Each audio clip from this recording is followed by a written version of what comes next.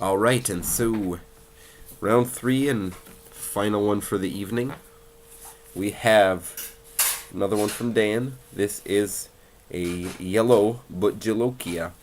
I don't know if it can't really see it on this, but it has a little bit of an orangish tint to it. It's got yellow, but it's like right on this side it's orangish. But yeah, we're gonna, of course,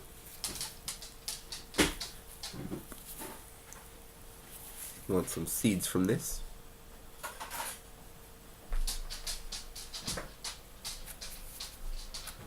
So let's take a look at inside here, and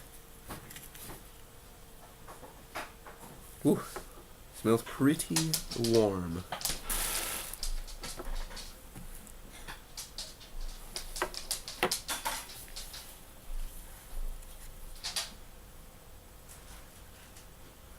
Of course, it's with the yellow and orange varieties, sometimes it's hard to tell, but it doesn't look like it has quite as much placental tissue as the red Bhut. That could be deceiving. I'm not going to psych myself up to think that it's not going to be a super hot, but... So, editing begins.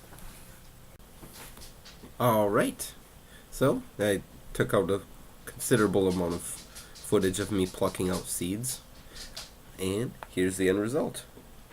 Yellow Bhut Jolokia. Thank you, Dan, for these awesome pods. This is a beautiful specimen of Bhut Jolokia.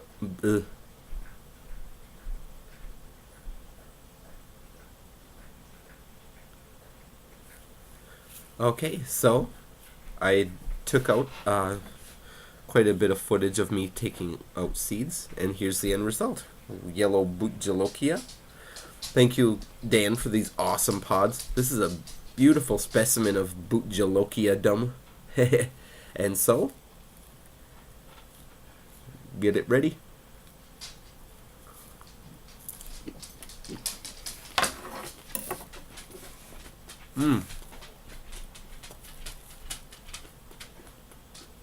It was a little bit fruity, but not really sweet at first, and then all of a sudden tang just burst through. Really bright and flavor. I noticed that from the yellows.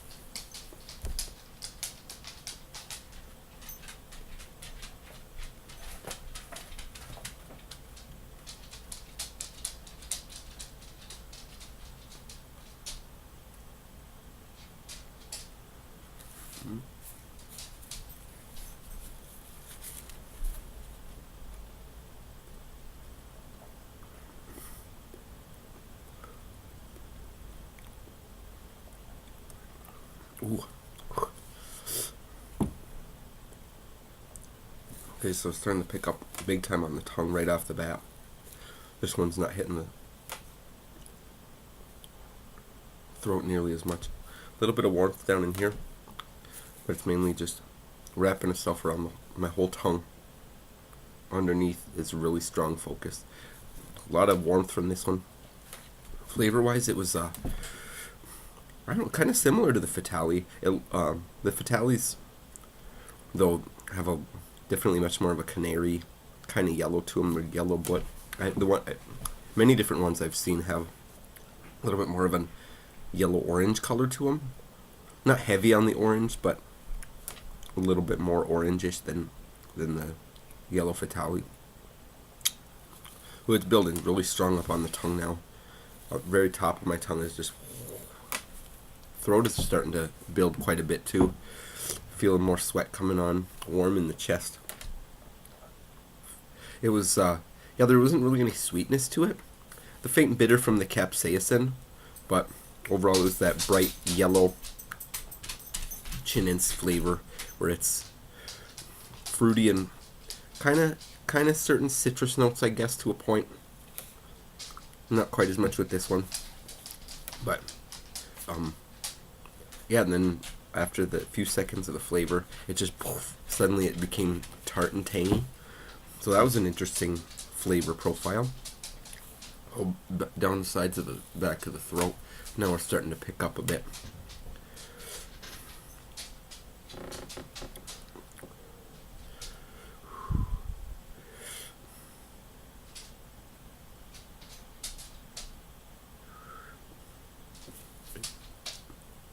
Starting to build to a decent coal in the throat. It's not super stinging painful, but it definitely way up there, and feeling pretty strong right in the middle of the chest now, actually. And building.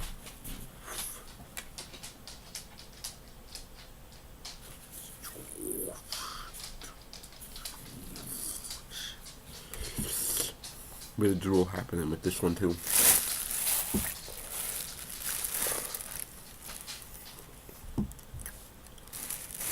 With a thickening.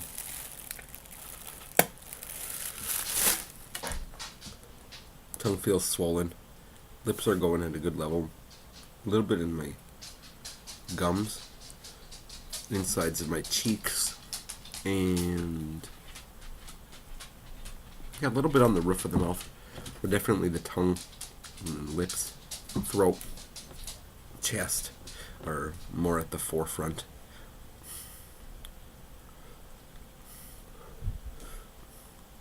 I'm not sure if this is really building anymore. I'd probably peg this one milder than the red Bhut for sure. I'd say, if I were to put an estimate on it, I would say that probably 600,000, 700,000 maybe. So not quite as super hot. It's still going at a pretty good level, but it's not building anymore.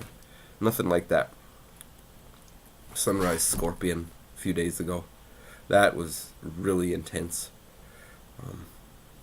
Yeah, this one's nowhere near that hot.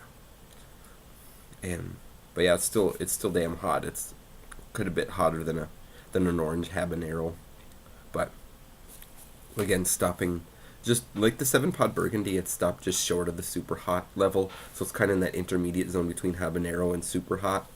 So that, we'll say 500,000 to 800,000 Scoville range, but not. I'd consider anything over 800,000 to be a super hot at this point, with the number of varieties available that are 1 million and more Scoville units. The super hot boundary is being pushed further north. And so a lot of these other varieties I wouldn't consider super hots anymore, like the Fatale, the Congo habaneros, and the like this Bhut. I don't know, it might just be growing conditions this year. I'm not sure. Maybe it does get hotter than this. I know if you stress plants in a really arid climate, like way down south in Texas, for instance, the pods are going to get a bit hotter. But they still, in my experience, up here in north, and Dan lives up north here too. The summers sometimes are kind of mild, and the UV index is fairly low. So sometimes that could have an effect on how hot the pods get.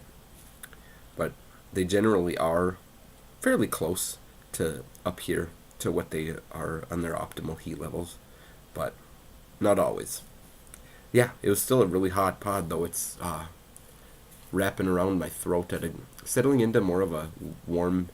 It's pretty hot still, but it's not like a stinging hot coal just singeing my throat. It's just black peppery almost, kind of radiating out and tickling a little bit. Lips are still glowing. Tongue, roof of the mouth is numbish. So it's settled into a good level now. So, yeah. All right. Well, on that note, I'm gonna say good night for the evening, Thanks everybody for tuning in, and thanks again, Dan, for being so gracious as to assemble a variety pack of my choosing of pods. I really appreciate that. I'm always looking to try new varieties, and I was really excited about getting these in the mail. Thank you again, and for drawing the map on the on the insides of the boxes so I know which is which. And yeah, awesome. Yellow Bhut Jolokia in the books, folks. Good stuff. Nice and hot. Good fruity aroma. It's not too sweet, and it doesn't really have a sharp bitter edge. Just kind of a aromatic fruity flavor. Solid overall burn that doesn't settle too far into one area or another. And yeah, really nice overall essential flavor. Make a great powder. Super hot to dry awesomely. Nice thin walls. So, all right. See you later.